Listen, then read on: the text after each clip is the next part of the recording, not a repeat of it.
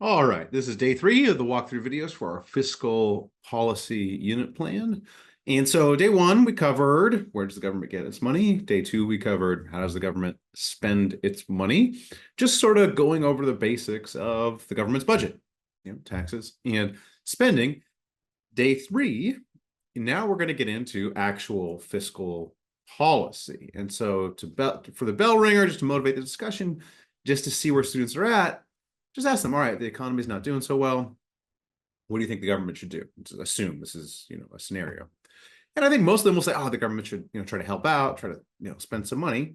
And so that's, I think, general people's impulse. But we are going to try to add some nuance or some detail to that sort of knee-jerk response in the next 2 days, where we cover kind of when fiscal policy works, when it doesn't work, and what it needs to do to really jumpstart that economy. Okay, so when the government uses taxes and spending, just to clarify, that's called fiscal policy. We have expansionary fiscal policy. That's to stimulate the economy. That's when they either increase spending or decrease taxes. Contractionary fiscal policy is when they sort of rein in spending or increase taxes. And again, this is typically done to address inflation or get rid of those deficits or bring the debt down. Okay, we want to just highlight this because I think a lot of people think of expansionary fiscal policy as spending. It doesn't have to just be spending. It could be tax cuts, or when you send people checks, as we saw in the pandemic, where people got checks from the government. That would be all part of expansionary fiscal policy. It doesn't necessarily have to be specifically government spending on a specific item. Now, most of the teaching today, we have a very nice video, and we're going to go through the video. So that's going to do most of the teaching. I'm not going to play the video, but we have this video that's all about, kind of just introducing fiscal policy to learners. All right, again, we're just sort of asking to recall the difference between expansionary and contractionary fiscal policy here with this pause. In the video, we get into this idea of crowding out. And so we ask the students, hey, you just saw the explanation of crowding out. Do you remember, or can you articulate it? Now, crowding out is basically when the economy is at full employment. And so that means that, basically everyone who has a job, everyone who wants a job has a job or is in the process of getting a job. We'll get to an unemployment unit at some point, kind of talk about what full employment directly means, but essentially you just want to think about it as anybody who wants to be working is working. So in this kind of scenario, if the government spends money, they're going to have to hire workers to do whatever the spending project is. Those workers are going to move away from the private sector to what they were doing. So you're crowding out private sector activity. Basically, you're taking workers from one place, they're already doing something, over to another place. Now, you may have good reason to do that, but you are crowding out. You're basically reducing spending and reducing economic activity in one area and reallocating it to the public sector. Now, what is key is in a downturn, and this is the video coverage as well, in the downturn, what happens is there is underemployed resources. And these could be these could be people, like people who are unemployed that would like to be working, or like you could think of a factory that's sort of not running at full capacity. And so in this context, there is no crowding out. In this context, if the government can take those underemployed workers and put them to work, they're not taking them away from anything. We're not losing any economic activity. They weren't doing anything.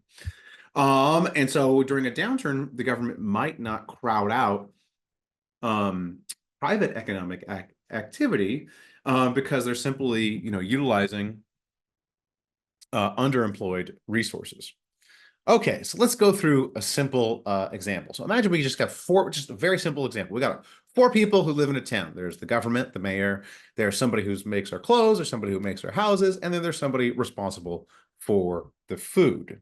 Okay, so scenario A, everyone's working, and the government's like, I wish we were richer. Can the government really do anything? But everyone's already working. The farmer's working on the food, the carpenter's working on the houses, the weaver's working on the clothing. So in this scenario, if the government tries to boost economic activity, they're going to have to hire one of our 3 workers, and therefore they're going to crowd out that private activity. Okay, now in the real world, there may be a reason to do this, like you have some sort of bigger project that you need to coordinate or something like that. But we're just trying to illustrate the crowding out.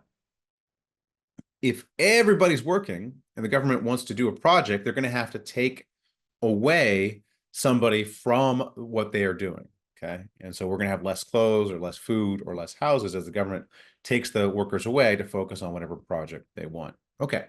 This second scenario describes a typical economic downturn where, okay, everyone's now scared. Something has happened in the economy, some shock to the economy. Everyone's scared, so they're not spending. The farmer that was, say, selling his food says, you know what, I'm going to keep the food for myself. And since the farmer isn't selling the food, carpenter's out of work, the weaver is out of work because the farmer doesn't have extra money anymore to hire, somebody to do the to repair his house or for new clothing. So here you see how sort of what we're going to learn later is what called animal spirits, or just like, fear about the future, has sort of ground the economy to a halt, where all of a sudden everyone's sort of scared to spend. And so this has caused a decrease in economic activity, and we have underemployed resources. That carpenter is a good carpenter. The weaver's a good weaver, but they don't have any work right here. Okay. So here, there is a role for government. There is a role for fiscal policy to sort of get that economy moving again. And so you could see the different options. The government can give some money to the farmer, and then the farmer would be like, all right, now that I have this extra money, I'll sell some food. That'll get the money. That'll get the economy moving again. We can hire the weaver and the carpenter to do some work. Again, with that money, they can bid up the price of food and get the farmer to sell the food again. Either way, we're going to get this economy moving again. Okay, scenario C, a plague of locusts has eaten all the crops. There's no food to sell. Carpenter's hungry, so's the weaver. Mayor wants to do something. What can he do? Okay, in this scenario, there's not much. The underlying problem is what we call a supply shock. There's just less food. Now, in the real world, of course, the government can provide relief and say, hey, look, we stored up a bunch of food for you. And this is what they did effectively during the pandemic. The underlying problem was a virus that was causing a pandemic. And so we didn't necessarily want people going into work. People were scared. And so the government can't really solve that problem, at least in the short term, but they can provide relief. So in this sort of scenario where there's a supply shock, the government can provide relief, can help cushion the blow, but they can't necessarily restart the economy. Okay, all right. So this will all lead to, hopefully now we understand crowding out. We understand when fiscal policy can actually work to restart the economy, to get it going again. And the condition really has to be, so the first condition for fiscal policy to work is we need to have underemployed resources. The downturn has to have basically taken some resources out of the economy, and the government can sort of get these things back into play. All right. Okay. All right. And so here's what I alluded to, animal spirits. One of the most famous economists is Keynes. One of his most famous quotes is animal spirits. You could think of this as, in the present sense, as bad vibes.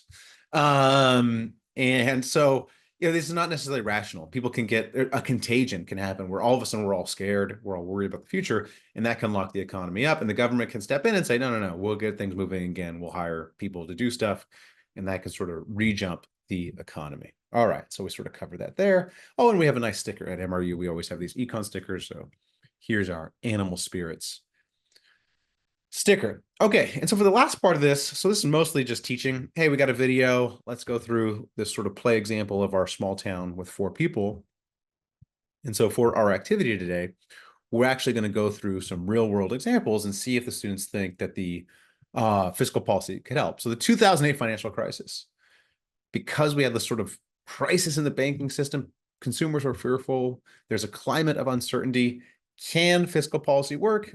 Yes. In this case, this is sort of the canonical example. We got underemployed resources. The government can get those moving again.